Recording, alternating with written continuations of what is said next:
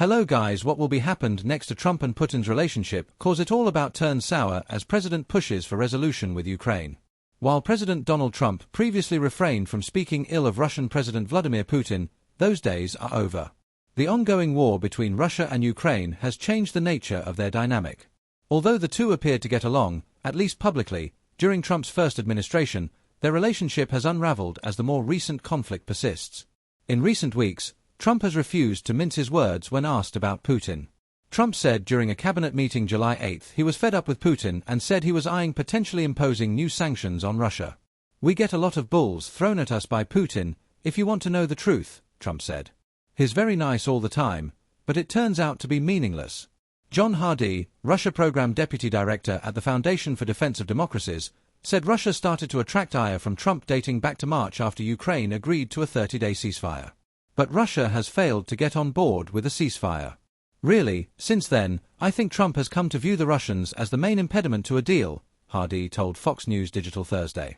Additionally, Hardy said that Trump has also grown frustrated that Russia will launch drone and missile attacks against Ukraine, even after directly speaking with Putin. "What is sort of latched on to are these Russian drone and missile barrages," Hardy said. That really seems to resonate with him. Tensions only have continued to escalate between the US and Russia since the July cabinet meeting. Trump announced July 14 that he would sign off on severe tariffs against Russia if Moscow failed to agree to a peace deal within 50 days. He then dramatically reduced the deadline to only 10 to 12 days, which ends Friday. The decision to reduce the timeline prompted former Russian President Dmitry Medvedev to caution that each new ultimatum is a threat and a step towards war.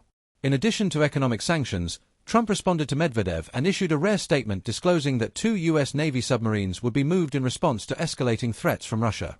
"I have ordered 2 nuclear submarines to be positioned in the appropriate regions, just in case these foolish and inflammatory statements are more than just that," Trump said August 1.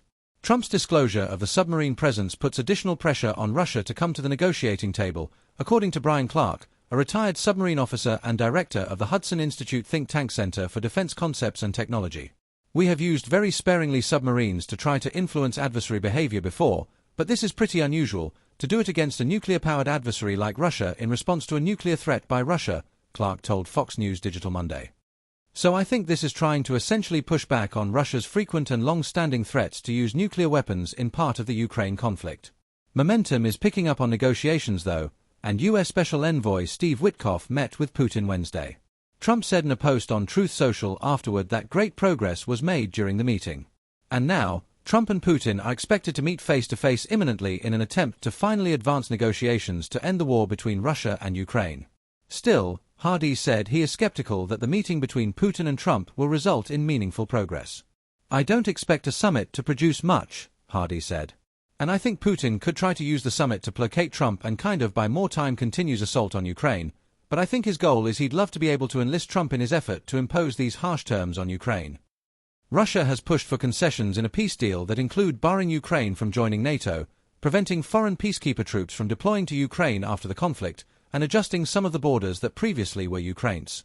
It's unclear if Trump plans to announce any additional economic burdens upon Russia Friday in accordance with a deadline that he imposed demanding that Russia signal willingness to end the conflict. But according to Trump, the ball is in Putin's court. "It's going to be up to him," Trump told reporters Thursday. "We're going to see what he has to say. It's going to be up to him." Very disappointed. The White House did not disclose any details regarding potential Friday sanctions, but said that Trump wants to meet with Putin and Ukrainian President Vladimir Putin to resolve the conflict. The Russians expressed their desire to meet with President Trump, and the president is open to this meeting, White House Press Secretary Caroline Leavitt said in a statement to Fox News Digital. President Trump would like to meet with both President Putin and President Zelenskyy because he wants this brutal war to end. The White House is working through the details of these potential meetings, and details will be provided at the appropriate time. Share your memories or messages for Trump and Putin relationship in comments below. Don't forget to like, share, and subscribe if this video touched you.